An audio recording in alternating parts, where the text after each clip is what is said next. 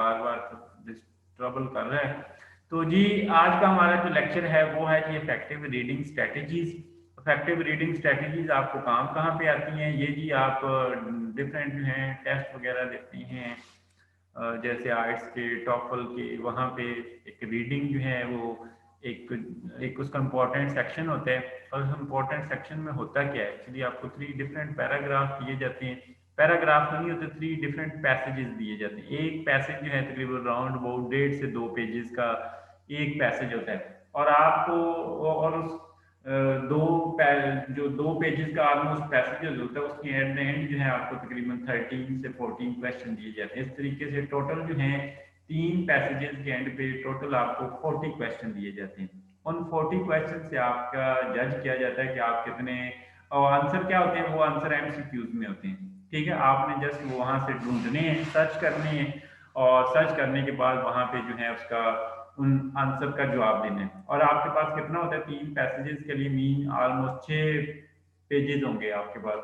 उन 6 पेजेस के बाद क्वेश्चन भी होंगे, अराउंड अबाउट 40 क्वेश्चन भी, आपने क्वेश्चन भी पढ़ने हैं, पैसेजेस भी पढ़ने हैं, और आपने उनका जवाब भी देना है। तो एक पैसेज के लिए तकरीबन 20 मिनट और 3 पैसेजेस के लिए आपके पास 60 मिनट होते हैं। तो ये एक जो है इस तरीके से आप जो है यूनिवर्सिटी के अंदर पढ़ रहे हैं तो आपको डिफरेंट नोट्स मिलते हैं, नोट्सों को आप पढ़ते हैं, फिर उनसे जज करते हैं कई सारी चीज़ें जो हैं। तो अगर आप अपनी रीडिंग स्किल्स को इम्प्रूव करना चाहते हैं तो उससे मतलब ये कुछ स्ट्रेटजीज हैं, अगर आप इनको समझ जाएं तो डेफिनेटली आप अपनी स्ट्रेटजीज को, अपनी रीडिंग पावर को, रीडिंग स्किल को और बेहतर बना सकते हैं। उनमें से जी ये 6 स्ट्रैटेजीज हैं। उनमें से जो है सबसे पहले ये स्ट्रैटेजी है जो आज हम पढ़ने जा रहे हैं, वो उसमें से सबसे पहली स्ट्रैटेजी है वो है जी स्किमिंग। स्किमिंग क्या है कि आपने की पार्ट्स रीडिंग करने हैं, यानी कि टेक्स्ट के की पार्ट्स को स्टडी करना है। आपने पूरा टेक्स्ट नहीं पढ़ना, आपके पास टाइम नहीं है, अभी आपने की पार्ट पढ़ना है। यानी कि आपको टॉपिक जो है, जैसे फॉर एग्जांपल एक टॉपिक था जो आपने पहले नहीं पढ़ा, अब जो है आपके पास टाइम थोड़ा है, 10 मिनट है, 15 मिनट है। अब अगर आप कहते हैं कि नहीं शायद ये पेपर में आ ही जाए तो आपने ये पढ़ना है, तो उसके लिए आप बजाय आपके पास पूरा टाइम नहीं, आप जो है उसके की पार्ट पढ़ लें। तो की पार्ट पढ़ने का मकसद ये होता है कि हमें इस पूरे आर्गूमेंट के अंदर जो जो मेन पॉइंट या मेन लाइन ऑफ आर्गूमेंट है, आखिर क्या जो मेन उसने पॉइंट बताया हुआ है वो पता चल जाए। जब वो पता चल जाएगा तो उस टॉपिक के ऊपर आप लिख के आ सकती हैं। तो वो उसमें से सबसे पहले जो स्किमिंग के अंदर जो पहली टेक्निक है वो है जी start and finish. Start and finish का क्या होता है कि कोई भी जो वेल रिटन आर्टिकल हो, कोई वेल रिटन ऐसे हो, कोई चैप्टर हो, उसके अंदर जो है हमेशा एक स्ट्रक्चर होता है। स्ट्रक्चर क्या होता है कि शुरू में आपको एक इंट्रोडक्शन नजर आता है, इंट्रोडक्शन दिया होता है, और इस इंट्रोडक्शन में जो है वो उस प्रॉब्लम को या मसले को या केस को या इशू को वो ब्रीफली एक्सप्लेन किया होता है इंट्रोडक्शन के बाद। उसके बाद होता है बॉडी। बॉडी क्या होता है कि मेन बकाया पूरा चैप्टर जो है शुरू में एक आधा पेज लिखा होता है, और उसके बाद जो है पूरा चैप्टर जो है मोस्टली जो है वो बेस्ड होता है उसके ऊपर, उसको उसी जो पॉइंट को जो पहली दफ़ा यहाँ पे ब्रीफली एक्सप्लेन कर दिया गया है, अब उसको डिटेल में एग्जाम्पल के साथ, फुल डिटेल के साथ जो है वो बताया जाता है कि जी क्या है। ठीक है, अब क्या है कि ये जो है यानी कि उस टेक्स्ट के अंदर उस प्रॉब्लम को या उस चीज़ को डिटेल के साथ जो है वो पहले के डिस्कस किया हुआ है, तो दूसरी दफ़ा फिर बता दिया, यानी कि वही पॉइंट को दोबारा रिवाइज करें। तीसरी दफा कंक्लूजन या उसकी समरी अगेन बनाई होती है, उसी पॉइंट को आप तीसरी दफा जो है वो ब्रीफली रिव्यू किया होता है। तो आप जो है आप उस कंक्लूजन को, उसका जो बेहतर हाल है कि आप कैसे करेंगे। अब ये है कि आपने अगर किसी टेक्स्ट को समझना है, आपके पास टाइम नहीं है, या आर्टिकल को या पूरे ऐसे को, तो आप क्या करें, उसके बिगिनिंग एंड एंड वाले पैराग्राफ कुछ पढ़ लें। यानी कि आप चंद एक पैराग्राफ शुरू वाले पढ़ लें उस चैप्टर के या उस सेक्शन के, तो आपको मेन चीज़ों को पता चल जाएगा कि ये इस चैप्टर के अंदर क्या है। ठीक है, वही चीज़ें होंगे उसने दोबारा उस कंक्लूजन के अंदर फिर रिपीट की होंगी, रिवाइज की होंगी, उसको रिव्यू किया होगा, समराइज किया होगा।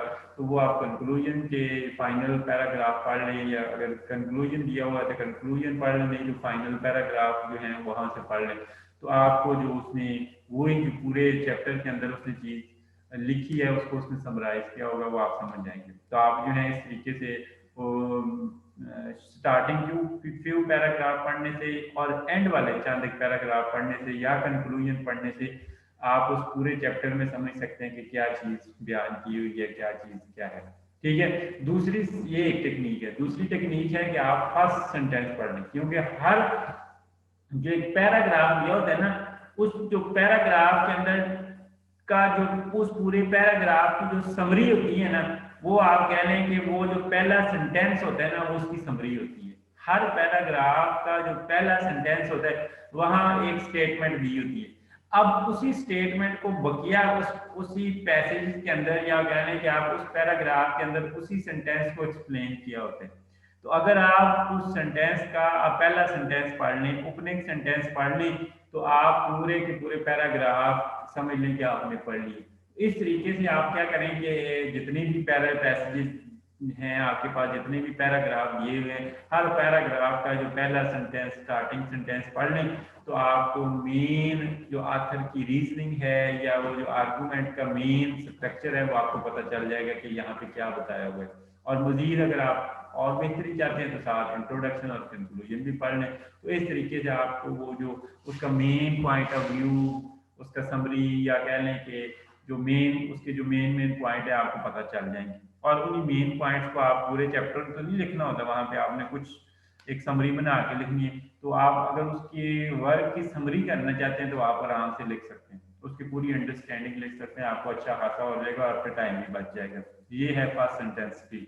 और इसके अलावा फर्स्ट सेंटेंस टेक्निक जो है कि अगर हमने किसी के काम की, जैसे आर्टिकल है, किसी के काम का जब हमने रिव्यू लिखना है, जैसे हैं कि किसी पेपर का रिव्यू लिखना है, किसी बुक का रिव्यू लिखना है, किसी मूवी का रिव्यू लिखना है, किसी आर्टिकल का रिव्यू लिखना है, किसी ऐसे का रिव्यू लिखना है, तो अगर आप उनके पहले पहले सेंटेंस इकट्ठे करते हैं, ठीक है, और उनको बाद में अपने वर्ड्स के अंदर उसकी समराइज करके उसको अपने वर्ड में लिख दें, तो उसको हम क्या कहते हैं, पैराफ्रेजिंग। और ये बड़ी इंपॉर्टेंट स्ट्रेटजी होती है। ये आप जब ये तो अभी बीएससी में है ना, अगर आपको कोई असाइनमेंट दी जाती है तो एज इट इज आप कॉपी करते हैं और अपनी फाइल में डाल के उसको सेंड कर देते हैं। ये टेक्निक नहीं होती जो आप, ये क्राइम है, एक जुर्म है।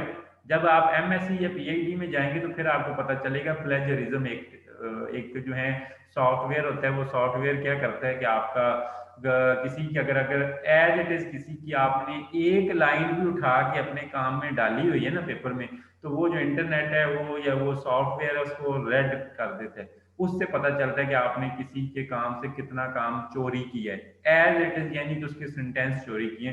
तो कभी भी आप किसी के, अगर आपने किसी के वेबसाइट से या किसी रिसर्च पेपर से कोई इंफॉर्मेशन लेनी है, तो उसका ये मतलब नहीं होता कि आप एज इट इज वहां से उठाएं और यहाँ पेस्ट कर दें। नहीं, उसका ये मतलब होता है कि आप जो उसने बात की हुई है, जो उसने प्रॉब्लम बताया हुआ है, जो उसने सोल्यूशन बताया उसको अंडरस्टैंड करें, और अंडरस्टैंड करने के बाद उसी बात को अपने वर्ड में लिखें, इन योर ओन वर्ड्स। जब अपने वर्ड में लिखेंगे तो वो प्लेजरिज्म आपकी फाइल के अंदर या आपके असाइनमेंट के अंदर, आपके पेपर के अंदर प्लेजरिज्म नहीं आता। ठीक है, इसको पैराफ्रेजिंग कहते हैं। और मगर ये है कि आप फिर भी आप एक्सप्लेन, उसका रेफरेंस देते हैं कि ये इस बंदे की मैंने रिसर्च पेपर से लिखा है, या इस पेपर से मैंने हेल्प ली है, मगर उसको अपने वर्ड में लिखेंगे। वो आपकी फिर राइटिंग, वो आपकी राइटिंग होगी, आपका जो वो ऐसे होगा, आपकी समरी होगी, आपकी स्पीच होगी, आपका रिसर्च पेपर होगा, जो भी आपके। तो ये एक बहुत यूजफुल टेक्निक है। इसलिए आते दूसरी टेक्निक है हमारे पास स्कैनिंग। स्कैनिंग ये होता है, ये आप बाज़ कोई चीज़ ढूंढ रहे होते हैं, नेट से ढूंढ रहे होते हैं या किताब से ढूंढ रहे होते हैं। मसलन से फॉर एग्जांपल मैं आपको ना किताब है, इलेक्ट्रॉनिक्स की किताब है, उसमें या आपके पास फिजिक्स की किताब है, तो उसमें आपसे पूछा जाता है कि शॉर्ट सर्किट क्या होता है। शॉर्ट सर्किट क्या है, शॉर्ट सर्किट से मतलब इन्फॉर्मेशन। तो आप क्या करती हैं, उसका जो स्कैन करने का जो तरीका है वो क्या करते हैं कि आपने वो की इंफॉर्मेशन ढूंढनी है उसके अंदर, या वो स्पेसिफिक इंफॉर्मेशन जो है जो आपने उस बुक से तलाश करनी है, जो एक पैराग्राफ भी हो सकता है, एक पूरा पेज भी हो सकता है, या एक पूरा टॉपिक भी हो सकता है वो आपकी किताब के अंदर। तो क्या आप क्या करते हैं, उसका जो करने का तरीका जो है वो सीख लें। जो क्या है, आपने कैसे इंफॉर्मेशन ढूंढनी है, स्कैनिंग करने का तरीका क्या है। उसमें आप क्या करेंगे, जो वेरी फर्स्ट स्टेप है कि आप क्या करेंगे, ओपन द बुक। आपने सबसे पहले किताब खोलनी है, और किताब खोलने के बाद आपने दूसरा काम क्या करना है, look at the table of contents. Table of contents हो या इंडेक्स दिया हो, इंडेक्स दिया हो या टेबल ऑफ कंटेंट दिया होता है। जो भी किताब हो, प्रैक्टिकल की नोटबुक हो, कुछ भी हो, उसके अंदर हमेशा या तो इंडेक्स दिया होता है या टेबल ऑफ कंटेंट्स दिए होते हैं।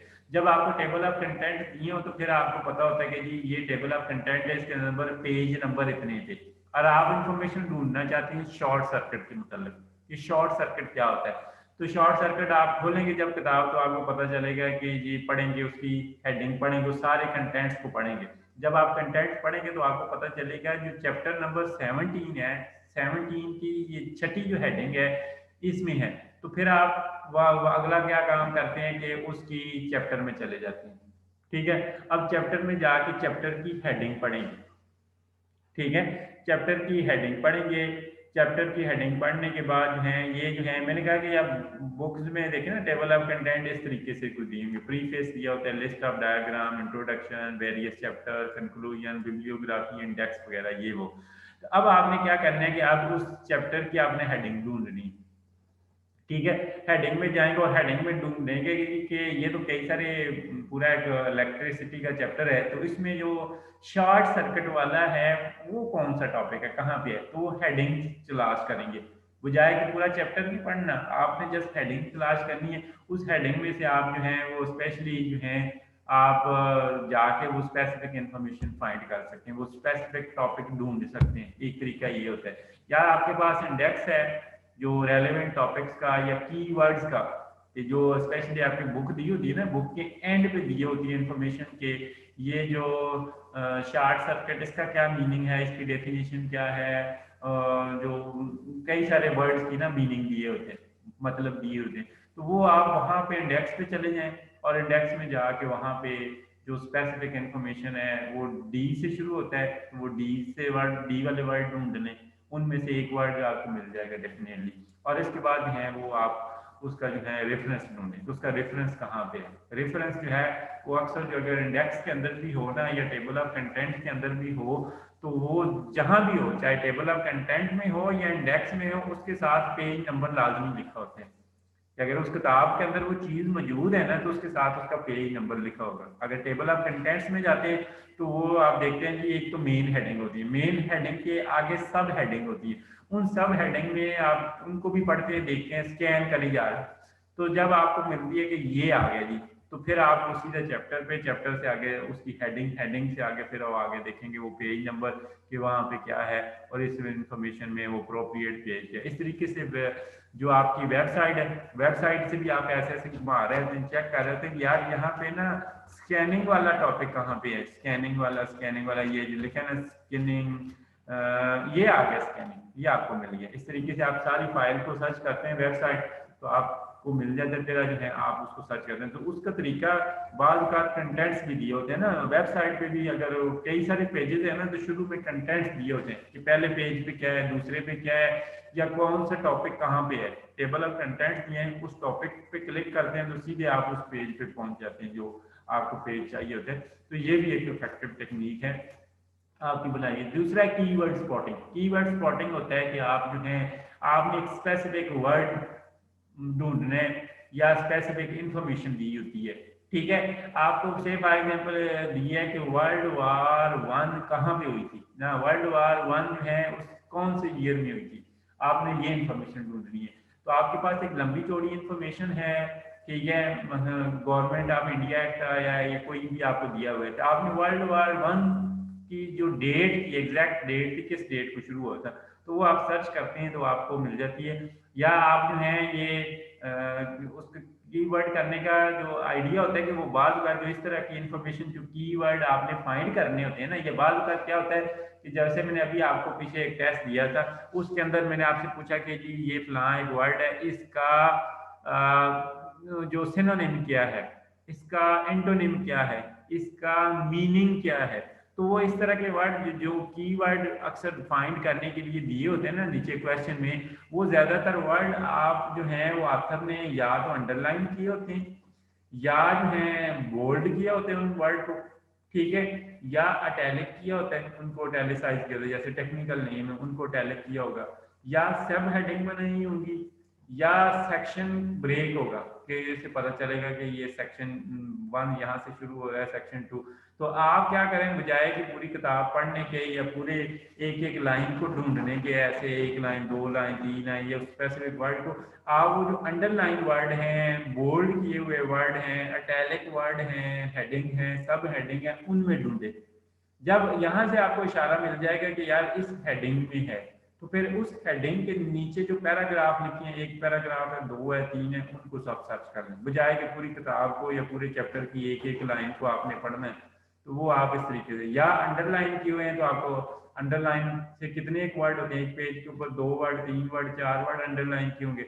या बाद का कुछ डेफिनेशन, जो किसी वर्ड की डेफिनेशन बताई हो ना कुछ किताबों में, तो उस डेफिनेशन को बोल्ड किया होता है। तो वो आपसे डेफिनेशन पूछी गई है, तो वो आप जस्ट बोल्ड वाले वर्ड जो हैं वो ढूंढ लें, तो जो बोल्ड वाला आपको पता चल जाए। या आपसे पूछा है यार ये इसका साइंटिफिक नेम क्या है, ठीक है, उस साइंटिफिक नेम को उन्होंने अटैलिक किया होता है, तो आप साइंटिफिक नेम वो अटैलिक वाले वर्ड सिर्फ ढूंढ लें, तो आपको वो उससे जो है वो आइडिया हो जाएगा।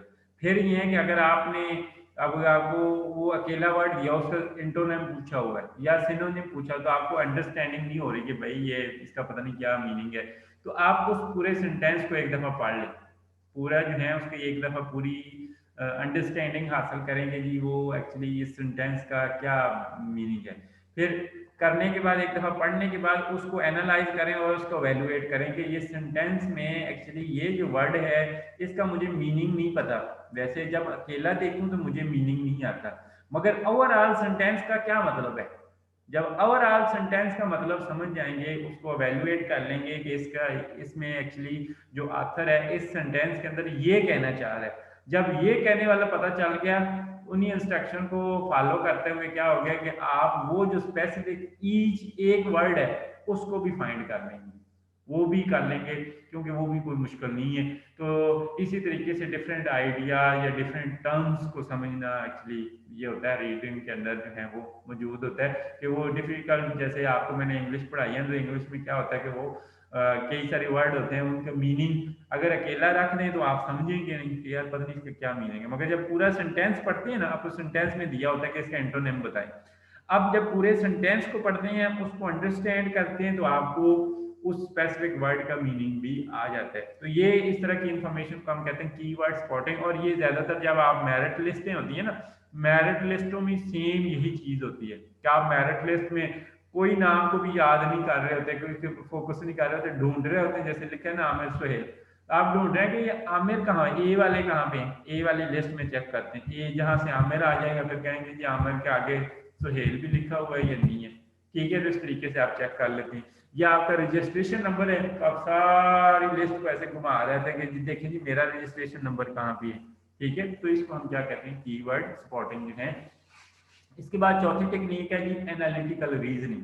एनालिटिकल रीजनिंग का मतलब ये है कि बाद का क्या होता है कि कुछ सारे आपने किसी टेक्स्ट को समझ लें, और उस टेक्स्ट को समझने के बाद जो है उससे उसकी समरी बनानी है, या उसको जो है आपने अंडरस्टैंड करना है, या उसके मेन पॉइंट्स लिखनी है, तो वो जो है एक्चुअली इसके अंदर एक एक्टिव किस्म की कह लें या सिस्टमैटिक वे ऑफ रीडिंग है कि आप किसी भी जब रीडिंग को समझना है, उसकी अंडरस्टैंडिंग हासिल करनी है, तो वो उसके लिए दो अप्रोचेज हैं। उसमें से फर्स्ट अप्रोच है, उसको कहते हैं SQ3R।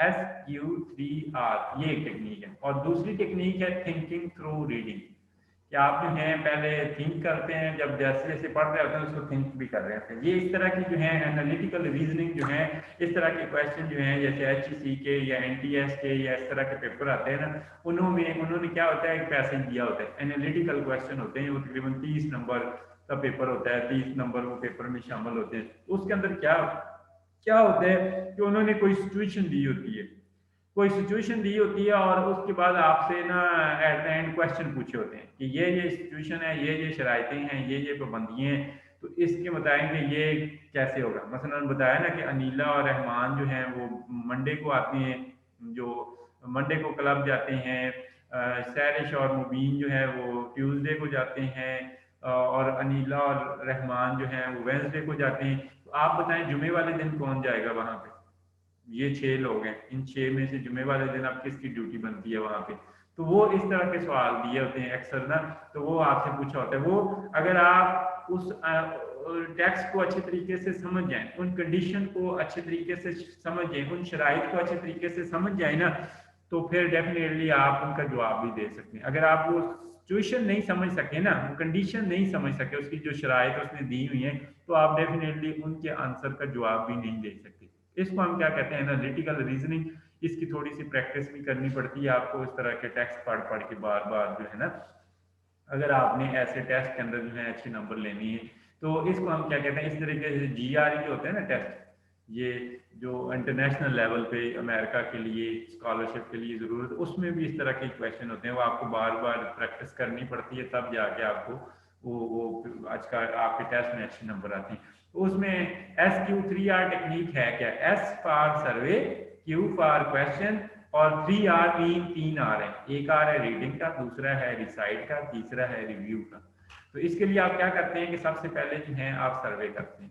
सर्वे करना क्या होता है कि सर्वे आप जो है उस पूरे चैप्टर को एक दफा घुमा के देते हैं। आपको चैप्टर मिला हुआ है, आपने याद करना है, इलेक्ट्रॉनिक्स का कोई चैप्टर है या फिजिक्स का कोई चैप्टर है ग्रेविटी के ऊपर, आपने समझना है कि ग्रेविटी क्या है, ग्रेविटी किस काम आती है, ग्रेविटी के फायदे क्या हैं, ग्रेविटी के नुकसान क्या। तो आप सिंपली पहले चैप्टर में देखते हैं क्या क्या चीजें, सिंपली आप उसको ग्लैंस एक नजर से दौड़ाते हैं, आप पेज उलटते हैं, देखते हैं जी इसमें कौन कौन से चैप्टर क्या है, इस चैप्टर के आगे मजीद क्या क्या बताया गया है, इस चैप्टर के अंदर क्या क्या हेडिंग है, फिर क्या क्या सब हेडिंग है। ये जस्ट आप एक रिव्यू कर रहे होते हैं, जस्ट देख रहे होते हैं, पढ़ नहीं रहे होते।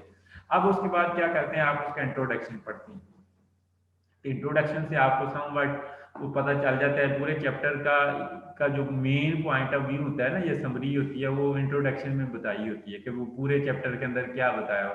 वो इंट्रोडक्शन पढ़ लेते हैं और उसके बाद आप उसकी हेडिंग और सब हेडिंग पढ़ते हैं कि टेक्स्ट कैसे ऑर्गेनाइज किया हुआ है, यानी कि एक मशीन बनाने का तरीका बताया हुआ है, ग्रेविटी को का इस्तेमाल करने का तरीका बताया हुआ है, क्या किया हुआ है। तो वो उस हिसाब से उसकी हेडिंग और सब हेडिंग पढ़ने आपको पता चल जाएगा टेक्स्ट जो है वो कैसे ऑर्गेनाइज है। और उसके बाद जो है आप कंटेंट का ओवरव्यू कर लें, चैप्टर की समरी पढ़ लें तो उसके अंदर क्या चीज़ें है ओवरऑल, ठीक है। और उसके बाद स्किम फॉर की क्वेश्चन और की इंफॉर्मेशन, क्या आप जो है वो अगर कोई की इंफॉर्मेशन दी हुई है या की क्वेश्चन दिए हुए हैं, वो समझे कि एक्चुअली इसके अंदर ये चैप्टर के अंदर जो है या इस आर्टिकल के अंदर क्या सवाल क्या दिए हुए हैं, जिनके मैंने क्वेश्चन जो है वो फाइंड करनी है, ठीक है। ये आपने एक सर्वे कर लिया, अभी पढ़ा नहीं चैप्टर, आपने हेडिंग शेडिंग देखी, बस रिव्यू किया, कुछ की समरी पढ़ी, इंट्रोडक्शन पढ़ा और कोई क्वेश्चन को समझा कि ये क्वेश्चन है क्या, ठीक है। अब उसके बाद अगला क्वेश्चन आता है जो क्वेश्चन ये है कि सबसे पहले आप पूछते हैं कि what is the main point, कि इसके अंदर मेन पॉइंट या मेन बातें बताई क्या गई हुई हैं, ठीक है। क्या बातें बताई हुई हैं, वेलोसिटी के मतलब बताया गया, ग्रेविटी के मतलब बताया गया, इक्विलिब्रियम के मतलब बताया गया, किस चीज के मतलब बताया गया। अब कौन से एविडेंस हैं इस बंदे ने या इस आथर ने यूज किए हैं इस पॉइंट को सपोर्ट करने के लिए, यानी कि कोई वो जो ना आपके FSC की किताबों में होता था पॉइंट टू पॉन्डर, कि वो सोचने के लिए आपके पास पॉइंट होते हैं कि कार ऐसे चलती है तो बस इस स्पीड पे चलती है तो उसकी इतनी ग्रेविटी होती है, वो साइड पे छोटे छोटे डब्बे बने होते थे आपकी किताब के फिजिक्स पे, ठीक है। तो वो एक्चुअली ये होता था कि वो एविडेंस होते थे, यानी कि कुछ एविडेंस तो बीच में भी बताए गए, कुछ जो इंटरेस्टिंग एविडेंस होते हैं वो उन्होंने साइड पे छोटे छोटे डब्बे बना के लिखे होते हैं, उन्हीं पॉइंट को सपोर्ट करने के लिए जो मेन पॉइंट है, ठीक है। और फिर उसकी एग्जाम्पल कौन कौन सी दी हुई है, ठीक है, कि किसके अंदर ग्रेविटी पाई जाती है, किस चीज में नहीं होती, किस में होती है। तो वो जो है फिर आप इसके बाद इस सेक्शन में बताते हैं कि ये सेक्शन को कैसे फिट होता है पूरे बकाया टेक्स्ट के अंदर, ये कैसे हेल्पफुल आउट होता है। तो ये आप सबसे पहले आपने सर्वे किया, उसके बाद अपने जेहन में आपको थोड़ा सा अंडरस्टैंडिंग होगी टॉपिक क्या है। सर्वे करने के बाद फिर आपने क्वेश्चन बनाए, जिन क्वेश्चन के आंसर या आपने अपने आप से क्वेश्चन पूछे हैं, ये इन्हीं क्वेश्चन के जो है आपने जवाब फाइंड करनी है। अब क्या करना है कि जब ये आपने क्वेश्चन बना लिए, जेन में बना लिए कि आपने क्या चीज ढूंढनी है, अब आपने क्या करना है कि रीड करना है।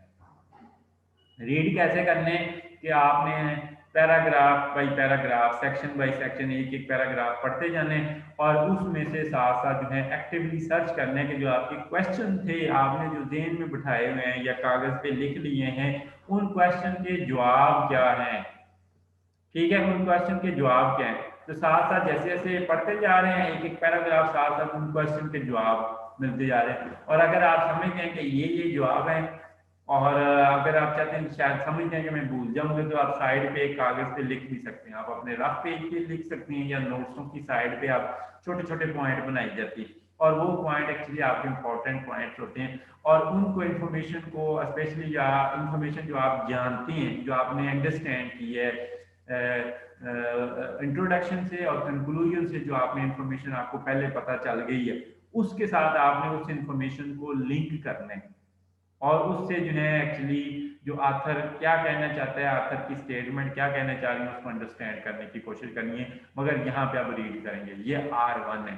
R2 के बाद क्या है कि आपने क्या किया, आप हर सेक्शन पढ़ने के बाद उसके जो इम्पोर्टेंट पॉइंट है उनको रिकॉल करेंगे कि मैंने ये एक टॉपिक पढ़ा, इसमें क्या क्या इंपॉर्टेंट बातें थी, आपने रिकॉल करनी अपने जेहन में, ताकि जो है ये ना हो कि मैं जब पूरा चैप्टर पढ़ लूँ तो मुझे पता चले कि मैंने क्या पढ़ा, मुझे आइडिया ही ना हो। मैंने क्वेश्चन बना लिए थे, साथ साथ मैं पढ़ता गया, साथ साथ मैंने उन क्वेश्चन के जवाब ढूंढता गया। अब जो है जैसे मैंने एक सेक्शन पढ़ा, उसमें से मुझे जो जो क्वेश्चन के जवाब मिले उनको मैंने कर लिए। अब जब एक सेक्शन पढ़ने के बाद, एक पेज पढ़ने के बाद, एक पैराग्राफ पढ़ने के बाद उसको मैं थोड़ा सा रिकॉल करूंगा। रिकॉल मीन दिमाग में मैंने क्या क्या चीजें पढ़ी हैं, क्या क्या रीजंस थी, क्या क्या कॉजेज होते हैं, क्या क्या इम्पैक्ट्स होते हैं उसके, वो आपने पढ़ ली, ठीक है। उनको आप अलाउड थोड़ा सा पढ़ भी सकते हैं या उनको आप लिख भी सकते हैं, आप रिकॉल कर सकते हैं, ठीक है। तो या आप उनके आप इम्पोर्टेंट जो शॉर्ट फ्रेजेस के अंदर उनके अपने नोट्स भी बना सकते हैं और उनको बाद में आप फुल सेंटेंसेस में कन्वर्ट कर सकते हैं, ठीक है। तो ये आप या हाईलाइट कर सकते हैं कि वो जब जैसे जैसे पढ़ते जा रहे हैं तो जो उसमें से जो की इंफॉर्मेशन होती है उसके पास, आपके पास जो हाईलाइटर होता है, वो पॉइंटर होता है, उसके साथ आप हाईलाइट करी जाते हैं कि ये इंपॉर्टेंट पॉइंट है। अब क्या करते हैं कि आपने जब सारा पढ़ लिया, अब वो पूरा चैप्टर पढ़ लिया, पूरा आर्टिकल पढ़ लिया, अब क्या करते हैं कि वो जो बिट्स एंड पीसेस में इंफॉर्मेशन है उनको आप लिंक करते हैं, फिट करते हैं और एक स्टोरी बनाने की कोशिश करते हैं और ये चेक करते हैं कि आपने जो क्वेश्चन एड्रेस किए थे, क्या आपने जो क्वेश्चन अरेज किए थे, क्या वो सारे क्वेश्चन के जवाब आपको मिल गए, आपके जो सारे क्वेश्चन वो मीट हो गए, उन सारे जो आपका मिला। अब उसकी अगर मैं समरी करना चाहूँ, समराइज करना चाहूँ, तो वो जो है इसकी क्या समरी बनेगी, तो वो आप जो है वो करना चाहते हैं, ठीक है। तो वो जो है आपने ये जो है सारी चीजें करनी है, जो उसके मेन आइडियाज क्या हैं, उनका जो जो आपने जितने क्वेश्चन रेज किए उन क्वेश्चन का जवाब क्या था, वो सारा चीजें जो है वो आप समझने की कोशिश करते हैं उसको। और मगर ये कि आपने पहले चीज़ों को पढ़ा, फिर उसको जो है रिकॉल किया, फिर उनको अल्टीमेटली जब आपने सारा पढ़ लिया फिर उसका आप रिव्यू करते हैं कि मैंने क्या पढ़ा, क्या मैंने जवाब जो क्वेश्चन किए थे वो मेरे सारे क्वेश्चन के जवाब मिल गए, और मिलने के में वो क्या क्या जवाब क्या है एक्चुअली। अब मैं उनको रिकॉल कर लूँ ना कि वो क्या जवाब है, उनको रिव्यू कर लूँ, उनकी एक समरी बना लूँ कि ये मेरे 3 क्वेश्चन थे और इन तीनों क्वेश्चन के ये जवाब हैं इन सिंपल वेज, ठीक है। ये एक टेक्निक है, इसको कहते हैं SQ3R। दूसरी टेक्निक है थिंकिंग थ्रू रीडिंग, कि जब आप पढ़ रहे होते हैं तो कई सारी चीजें जो है अखज कर रहे होते हैं। अखज करने का मतलब यह है कि एक दो तरह की मीनिंग होते हैं। एक तरह के मीनिंग ये होते हैं कि यह चीज़ों को रिकॉग्नाइज करना होता है, यानी कि इंफॉर्मेशन जो वहाँ पे पाई जाती है उसको रिकॉग्नाइज करना होता है।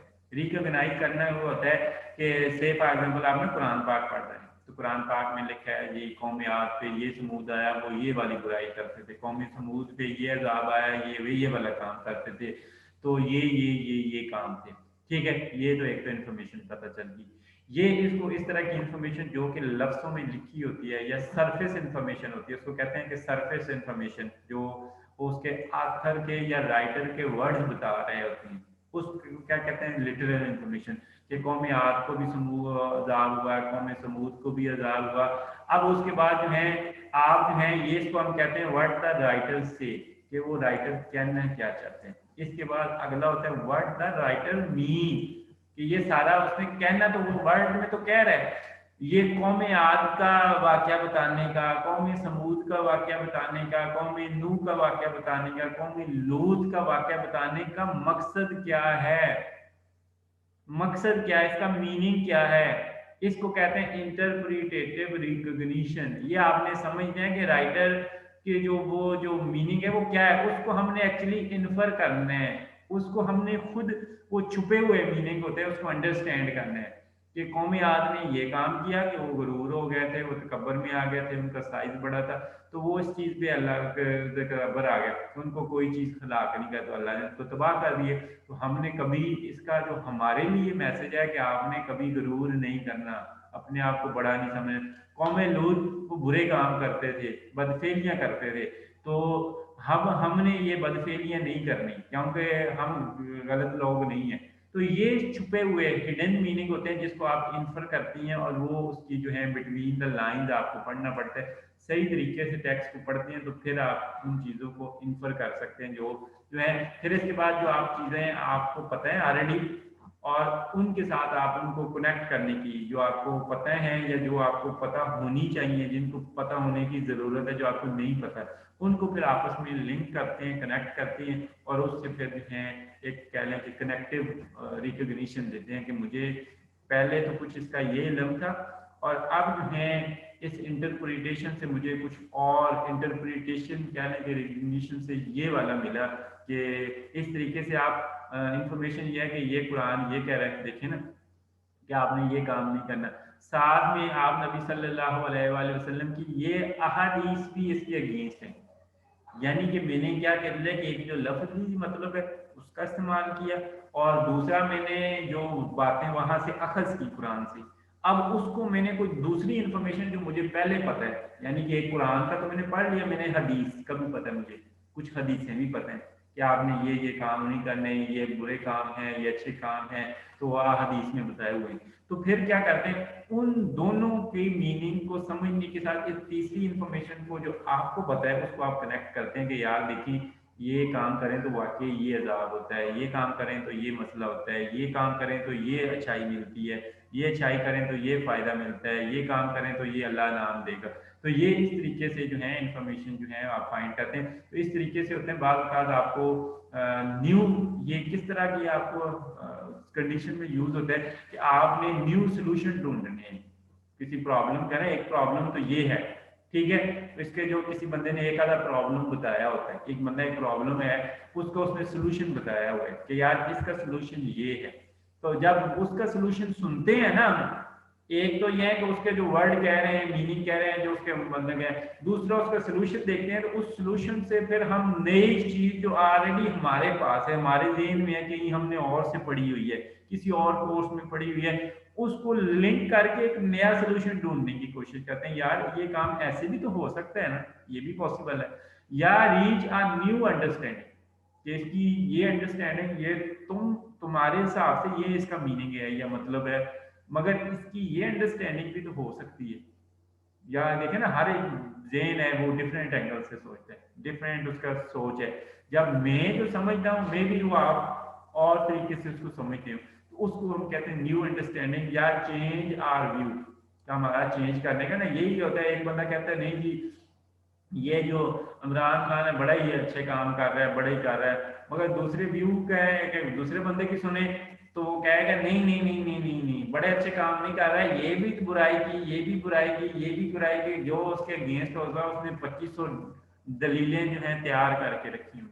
तो इस लिहाज से जो है हर बंदे का पॉइंट ऑफ व्यू चेंज होता है, उस हिसाब से हर बंदा जो उसका डिफरेंट मीनिंग समझता है, डिफरेंट अंडरस्टैंडिंग होती है उसकी, तो वो एक्चुअली जो है वो इसको हम एक्चुअली कहते हैं reading through the thinking through the reading. जैसे जैसे हम पढ़ रहे होते हैं तो उन चीज़ों के मतलब जो है वो सोच रहे होते हैं। एक तो है कि वो जो वर्ड जो सिंपली क्या जिसकी जो लिटरल रिकॉग्निशन की जो वर्ड में जो वर्ड्स के अंदर सरफेस इंफॉर्मेशन से हमें क्या पता चल रहा है, दूसरा यह है कि उसके अंदर हेडिंग मीनिंग क्या है। हेडिंग मीनिंग मीन के उसके से हम क्या चीज इन्फर करने जा रहे हैं, और उसको इन्फर करने के बाद जो हमें पता है उसके साथ हम उसको कैसे कनेक्ट कर सकते हैं। This is actually called the thinking through the reading. तो ये जो है बड़ी इंपॉर्टेंट टेक्निक है। इसके बाद हमारी दो टेक्निक रह गई इंशाल्लाह नेक्स्ट लेक्चर में, क्रिटिकल रीजनिंग और रीडिंग डिफिकल्ट टेक्स्ट। कि ये जो है अगर आपको कोई मुश्किल पैराग्राफ या कोई मुश्किल रीडिंग पता चल जाए जिसका आपको एक लफ्ज नहीं समझ आता, उसको आप कैसे अंडरस्टैंड करेंगे, या क्रिटिकल रीजनिंग क्या होती है, इसके मुताबिक इंशाल्लाह हम नेक्स्ट टाइम बात करेंगे। तो यहाँ तक किसी का कोई क्वेश्चन हो तो वो आप जल्दी से बता दें।